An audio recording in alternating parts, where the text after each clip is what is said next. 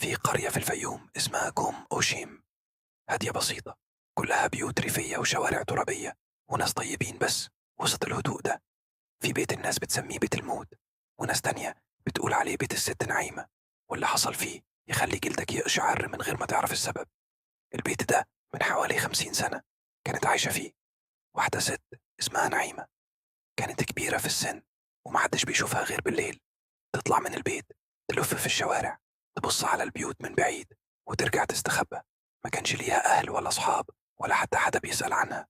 لكن الغريب إنها كانت دايما بتشتري حاجات من السوق محدش بيشتريها: عظم أحبار سودة، كتب قديمة جدا. ومرة اتقال إنها جابت قلب خروف وهو سخن ولسه فيه دم، وقالت للبياع إنها هتعمل بيه حاجة تخص القمر. الناس اتعودت تخاف منها وبطلوا يتعاملوا معاها لحد ما في يوم اختفت كده فجأة من غير أثر. لا جثة لا شنطة لا هدوم. دخلوا البيت بعدها بأسبوع لما شموا ريحة غريبة جاية منه. لقوا كل حاجة مكسرة فيه، رماد متوزع في كل الأوض، وعلى الحيطان كان فيه رسومات مرعبة، نجوم مقلوبة وجملة مكتوبة بالدم: أنا رجعت ومش لوحدي من اليوم ده. والبيت بقى مهجور، اللي يقرب منه بالليل يسمع صوت دهكة ست. وفي ناس شافت ضل جسم ماشي جوه البيت وهو فاضي، ست لابسة اسود ماشية من أوضة للتانية وتفتح الشباك وتقف تبص للناس. ولما حد يجي يقرب الشباك يتقفل بعنف ويتكسر الزجاج لوحده. عدت السنين وكل الناس اتفقت انهم ما يدخلوش البيت ده. بس من سنة في 5 شباب من القاهرة قرروا يعملوا مغامرة. كانوا عايزين يصوروا فيديو لقناتهم على يوتيوب عن البيوت المسكونة في مصر. وسمعوا عن بيت الست نعيمة. وصلوا القرية، سألوا، لقوا الناس مرعوبة وناس رفضت تتكلم. بس في الآخر واحد من العواجيز قال لهم: البيت ده بلع ناس قبلكم، إن كنتم عايزين تصوروا صوروا بسرعة واطلعوا وما تبصوش وراكم. الشباب ضحكوا، كانوا فاكرينها خرافات. دخلوا البيت بالكاميرات، ولما دخلوا كل حاجة كانت هادية. كانوا بيصوروا، بيضحكوا، بيحكوا عن الست نعيمة وبيتمشوا في البيت. بس أول لما دخلوا أوضة النوم اللي كانوا بيسموها أوضية، الحجاب، الباب اتقفل لوحده. نور الكشافات وقع فجأة والكاميرا بدأت تهنج.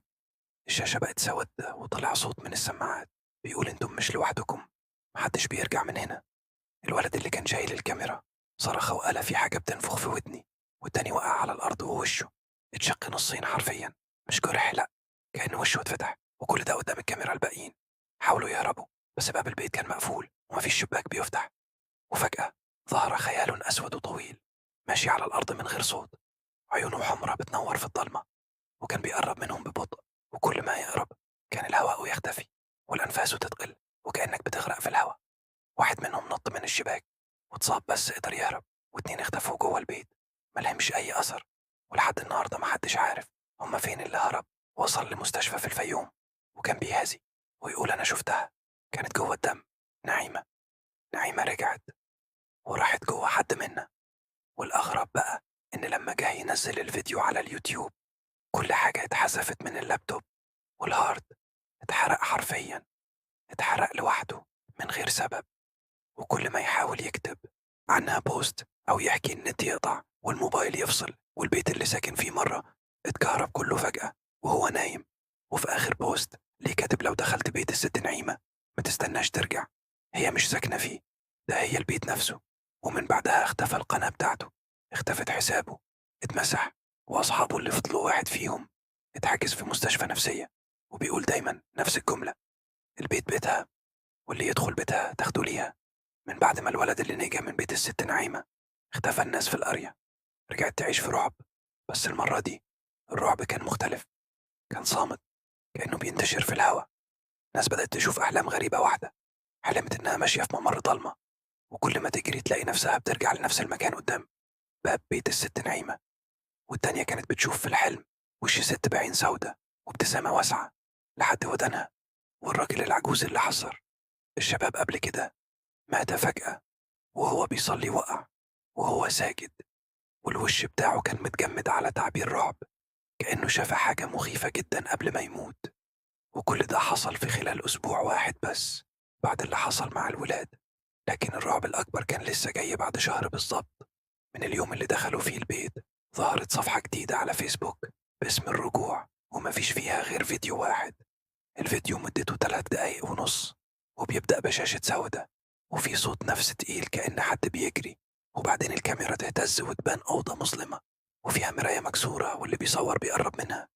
وأول ما الكاميرا تبص على المراية يبان وش الست نعيمة، عيونها مفتوحة جدا وساكتة، بس الصورة تهتز وتبدأ تضحك ضحكة تشق القلب نصين.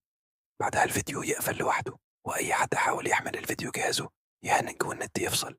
وفي ناس قالت إنهم لما شافوا الفيديو بدأوا يسمعوا صوت نفس الست في ودنهم بالليل، واحد بيخبط على بابهم الساعة 3 الفجر يفتحوا، مفيش حد. واللي أغرب من كده إن شابين من الفيوم قرروا يدخلوا البيت بعد ما شافوا الفيديو وقالوا ده كله تمثيل. بس أول ما دخلوا واحدة من الجيران شافتهم بيتسحبوا جوه البيت كأن في حاجة بتشدهم، والمشكلة إنهم كانوا ماشيين على رجلهم بس ملامحهم مش طبيعية، كأنهم نايمين بس بيصحوا ويمشوا ومن وقتها مختفيين. والبيت دلوقتي بقى شكله مختلف، في عز الظهر تلاقي الشباك بيتفتح لوحده والستاير بتتهز من غير هوا، وفي صوت خطوات ماشية على الأرض الترابية، وفي قطة سودة قاعدة على العتبة طول اليوم. بس الليل القطة دي بتختفي وتظهر بدلها ست نفس مواصفات الست اللي شافوها. الناس زمان حتى البوليس لما جاي يحقق واحد من الضباط دخل البيت وخرج بعد دقيقتين، وش كان أبيض كأنه شاف الموت. وكل اللي قالوا البيت ده مش طبيعي، أنا مش هدخله تاني، ده مش مكان للبني آدمين. واللي حصل بعد كده خلى أهل القرية يقرروا يهدموا البيت. فعلا جابوا حفار وبالفعل بدأ يهدوا. أول ضربة جت على الحيطة، الحفار اتعطل، وتاني حفار جابوه أول ما قرب من البيت راح عامل حادثة واتقلب، والراجل اللي سايقه مات مكانه. ومن بعدها مفيش حد قرب من البيت. بس في يوم بنت صغيرة راحت تلعب هناك وما رجعتش، ولما دوروا عليها لقوا فردة جزمتها عند باب البيت وكأنها دخلت ومحدش يعرف عنها حاجة. لكن الغريب بقى إن في شاب شاف الحكاية على النت وقرر يسافر من القاهرة للفيوم بنفسه، وقال إنه هيكشف كذب الناس. دخل البيت وصور كل حاجة لايف، وفعلا طلع لايف على فيسبوك وكان بيضحك ويتكلم بثقة. لكن بعد دقيقتين اللايف تقطع فجأة، والصورة ثبتت على لقطة غريبة جدا. الست نعيمة كانت واقفة وراه ووشها مليان دم بتبص في الكاميرا وتقول كل اللي بيجي بيبقى بتاعي. بعدها اللايف اتقفل وحسابه اتمسح ومحدش يعرف هو فين اللي حصل.